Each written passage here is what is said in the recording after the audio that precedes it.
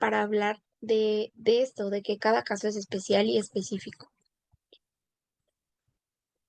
Bueno, ahora quiero hablar de causas con interrogativa. ¿Por qué? Porque no se trata de causas como tal. No conocemos una causa específica se da este caso, entonces tiene autismo. No existe una causa. Y lo que sí existen son factores de riesgo. Lo que sí se ha estado desarrollando con investigación son los factores de riesgo que, que ayudan o que incrementan la posibilidad de que se dé un caso de autismo. Por ejemplo, algunos de los factores de riesgo son genéticos. Se ha investigado mucho, no sobre genes específicos, sino de mutaciones de genes que, que, que se ha visto que se dan en los casos. Entonces, como tal, no se tiene un gen del autismo, no se ha llegado a eso, pero sí se siguen investigando ciertos genes, ¿no? Cierta carga genética que incrementa la posibilidad de que se tenga autismo. Y en el caso de los ambientales, pues también son amplios. Van desde la prematurez, la edad avanzada de ambos padres, la exposición a toxinas, muchas situaciones perinatales, enfermedades durante el embarazo. Todo esto se ha visto que incrementa la posibilidad, ¿no? De que se tenga el autismo, pero como tal, una causa no tenemos. ¿Por qué? Porque no es una enfermedad y por lo tanto no hay medicina que lo cure.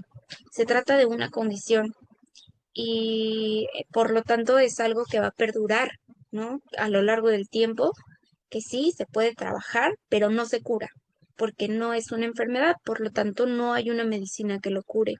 En este punto sí quisiera ser muy, muy insistente. ¿Por qué? Porque en el mercado hay muchas personas que nos venden la cura del autismo.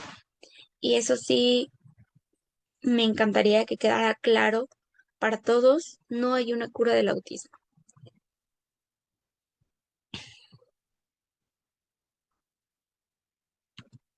En este punto, antes de pasar a la familia, quisiera retomar pues muchos mitos que se han dado a causa de estas medicinas para el autismo. Pues mal dicho, ¿no? Porque como les digo, no hay cura, no hay una medicina. Entonces hay muchos, muchos, muchos mitos. Desde el mito como más fuerte que tenemos es que las vacunas causan autismo. Mencionen también en el chat si conocen algún otro mito y si quieren que hablemos de él en el curso. Pero, por ejemplo, las vacunas. ¿Por qué se habla de las vacunas? Porque alrededor de los 3 4 años, que es cuando les tocan más vacunas a los pequeños, es cuando se empieza a notar más las características de esta condición. ¿Por qué? Porque empieza a haber más sociabilidad, porque en esa edad pues ya tendría que tener un lenguaje el pequeño. Entonces, se da justo en este periodo de tiempo las vacunas. Por lo tanto, se ha asociado, pero realmente no son las vacunas. Al contrario, las vacunas pues son muy importantes más en el caso de pequeños con espectro autista, porque sus defensas tienden a bajar muchísimo. ¿Y por qué? Porque se ven acompañadas, el de autismo no viene solito. Muchas veces viene acompañado de muchas comorbilidades, por ejemplo, problemas estomacales. Pues hay una amplia variedad, no es como que tenga autismo y deba de tener entonces ya problemas gastrointestinales, no, pero muchos de los casos vienen acompañados de muchas comorbilidades y al ser bajas sus defensas por esa condición, pues entonces es necesario estas vacunas, ¿no? Ay, disculpen. Algunos otros de los mitos que se han dado mucho por todas las series, películas que hay actualmente sobre el autismo o que incluyen a una persona con autismo, pues son, por ejemplo, que todos los autistas son superdotados.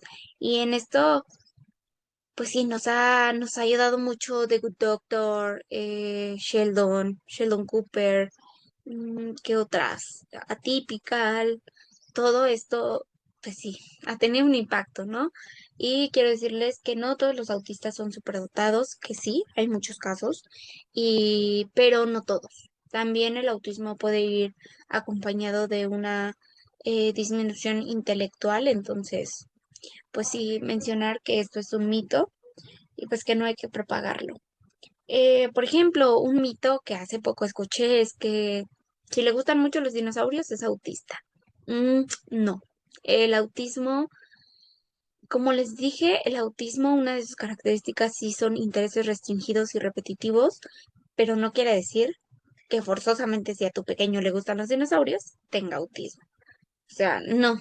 O sea, sí, hay mitos como estos que realmente no deberían propagarse. Por ejemplo, también otro que va muy ligado con las comorbilidades que les decía, es que necesitan una alimentación específica. Las personas con autismo sí pueden beneficiarse de cierto tipo de alimentación, dependiendo de las características de cada caso, de sus comorbilidades y de sus comorbilidades, ¿no? Entonces, pues no es generalizar. Esto, pues sí, más que un mito, pues es como una mala información generalizada.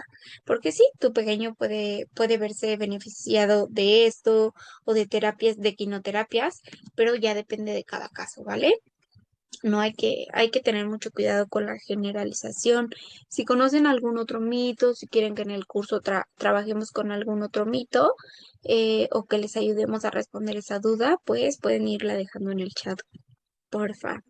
Y bueno, ahora sí, el tema en el que casi ningún curso nos habla.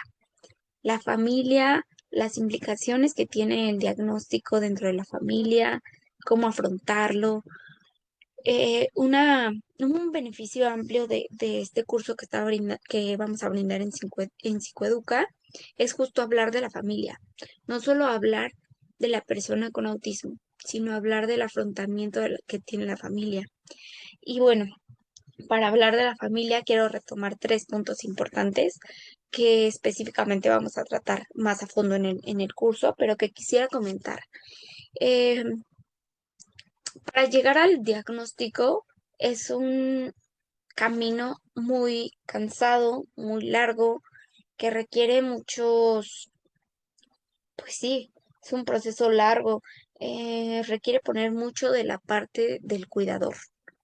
Es un proceso largo, cansado, que genera mucho estrés, que genera mucha ansiedad. ¿Y por qué genera todo esto? Porque cuando llega un embarazo, cuando te llega la noticia de que vas a tener un pequeño, un hijo, en el imaginario se empiezan a crear expectativas para ese niño, expectativas de cómo va a ser con nosotros, de cómo va a ser su vínculo, de que va a jugar con su hermanito, por ejemplo.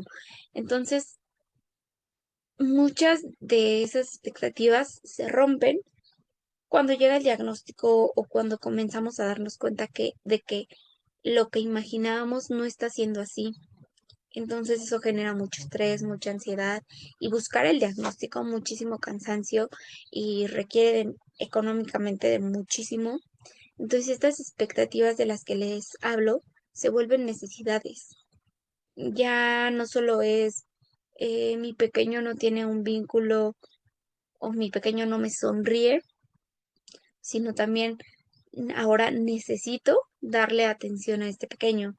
Y bueno, pues para llegar al diagnóstico, primero que nada se requiere de observación por parte de los padres, o de los cuidadores, ¿no? No forzosamente tienen que ser los padres, sino aquellos que cuidan al niño y que pasan el mayor tiempo posible con él. Mucha observación para saber, pues, qué le genera las rabietas, por ejemplo, qué le hace daño, qué no, qué lo altera, qué no, cómo lo pueden calmar, estrategias. Entonces, mucha observación por parte de los cuidadores, pero también se necesita por parte de los profesionales, mucha atención profesional, principalmente con el médico, con el psicólogo,